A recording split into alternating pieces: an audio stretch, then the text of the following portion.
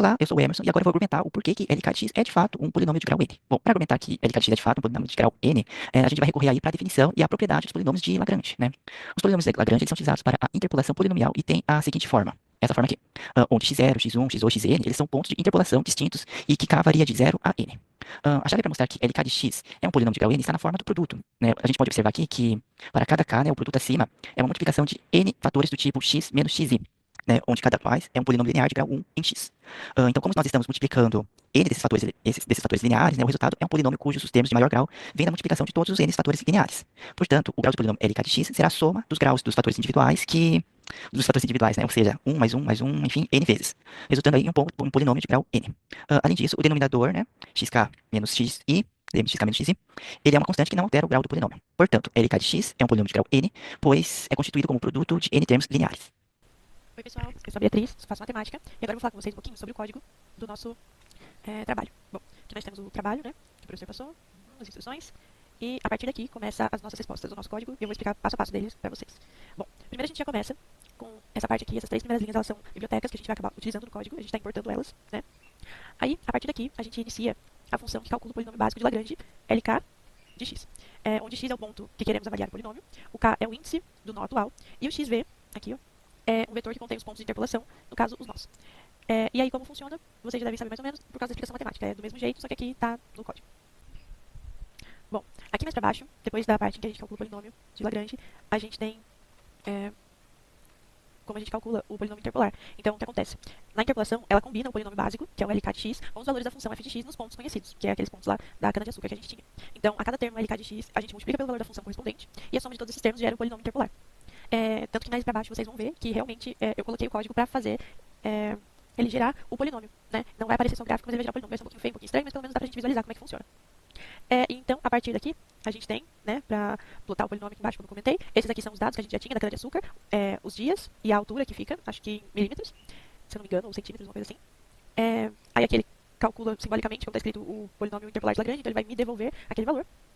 E aqui, o que nós temos? Um ponto a mais que eu coloquei, que é 135 dias. Então, assim, eu chutei um ponto que existe no x e a gente vai conferir se no y ele bateu certinho na função. O que acontece? Para esse x, a gente tem um determinado y. Ok, a gente conhece ele se a gente calcular. A nossa ideia é fazer o quê? É jogar esse valor de x no gráfico e ver se o valor de y também vai estar correspondente. Porque assim a gente conseguiu realmente fazer de uma forma correta esse polinômio e achar a função que traça todos os pontos. E o gráfico vai estar correto. Aí, aqui embaixo, a gente tem a plotagem do gráfico. O que acontece? Ele vai me devolver, então, o gráfico bonitinho com os pontos. Bom, ele vai me devolver bonitinho os pontos do gráfico. E a gente vai conseguir visualizar melhor. Ele também vai retornar pra gente os pontos x e y do gráfico pra gente poder dar uma analisada, ver se tá batendo certinho e tudo mais. Então, vou fazer o teste e rodar aqui com vocês pra gente ver o resultado que o código vai trazer. Pra não se estender muito, eu parei a gravação e agora que o código rodou, porque demorou um pouquinho, eu voltei. Então, vamos lá. Pelo que eu tinha comentado com vocês. Aqui a gente tem o polinômio interpolar de Lagrange, então ele vai ser esse aqui, que é esse gigantesco número x à quarta, menos esse outro gigantesco número x ao cubo, x ao quadrado, x, e sem o x, que é o x elevado a zero no caso, né? Aí aqui a gente tem a altura estimada para 135 dias, que seja de 41,28 centímetros, ou seja, quando o nosso x for 135, a gente espera que o y seja mais ou menos 41,28. E aqui a gente tem os pontos de interpolação que nós já tínhamos, ou seja, o ponto 90, o ponto tudo mais, aqui o valor dele e o esperado que seja esse mesmo no gráfico. Quando a gente desce aqui no gráfico da interpolação de Lagrange para o crescimento da cana-de-açúcar, a gente tem isso aqui. Então, vejam, como aqui está indo de 20 em 20, a gente pode contar aqui no meio e vai dar mais ou menos de 10 em 10. Então, o primeiro ponto que é em 90, bateu aqui no x, e se a gente vê 27,14, ele vai, digamos que aqui é 30, aqui é 20, aqui vai ser mais ou menos 25, ó, vocês podem ver que ele está um pouquinho acima da linha do que deveria ser o 25, então ele está batendo com 27,14. Todos os outros pontos também, se vocês analisarem, vai bater certinho. Essa foi a curva que ele me deu, dado esses pontos. E se vocês verem aqui, que a gente tinha comentado do 135, ó, 120, o 130 deveria ser aqui, 135, o x, ok. Agora, se a gente for ver onde ele bate mais ou menos aqui no y, a gente tem entre o 40 e o 50, mas mais perto do 40. E a nossa resposta era 41,28, então a gente pode ver que, apesar de não ter milimetricamente as coisas, é um valor que está bem próximo ali do que a gente tinha pensado. Então, essa bolinha roxa ela é fora dos pontos da cana-de-açúcar que a gente tinha colocado só pra isso. Tanto que ela tá até marcada com essa linha verde pra gente ver que ela só é um teste. E o que importa de fato pra gente são as bolinhas vermelhas, que são os pontos, e a curva azul, que é a interpolação de Lagrange, que, como vocês podem ver, a gente conseguiu atingir bonitinho. E o código nem foi tão comprido assim, se vocês pararem pra ver a teoria, porque a teoria parece que é tão gigante, o código ficou até aqui bacana. É isso. Olá, sou a Mel. Vou falar sobre as nossas questões. Então, vou falar primeiro sobre essa aqui da demonstração do polinômio Pn de x ser de fato interpolador. Então, a gente tem aqui o nosso polinômio base de Lagrange, né, que a gente conhece, o LK de x. E aqui o Pn de x, que é o polinômio que a gente quer analisar se é interpolador, que ele vai ser, então, o somatório da f de xk vezes o LK de x. Então, pra gente conseguir analisar, a gente tem que selecionar o ponto, né, que a gente quer verificar se acontece a interpolação. Então, a gente supôs aqui um polinômio Pn de x. Então, a gente vai analisar o que acontece com o polinômio base de Lagrange nesse ponto. Então, a gente vai ter aqui, analisando primeiro o LK de xi, Quando a gente substitui aqui o x por xi, a gente vai ter o numerador igual a zero, então o nosso LK de xi vai ser igual a zero. Agora, quando k for igual ao i, aqui tá errado, é igual a k, a gente olhando pro nosso polinômio Pn de x, a gente vai ter, eu não tenho ele aberto aqui, não sei se tem na apostila aqui.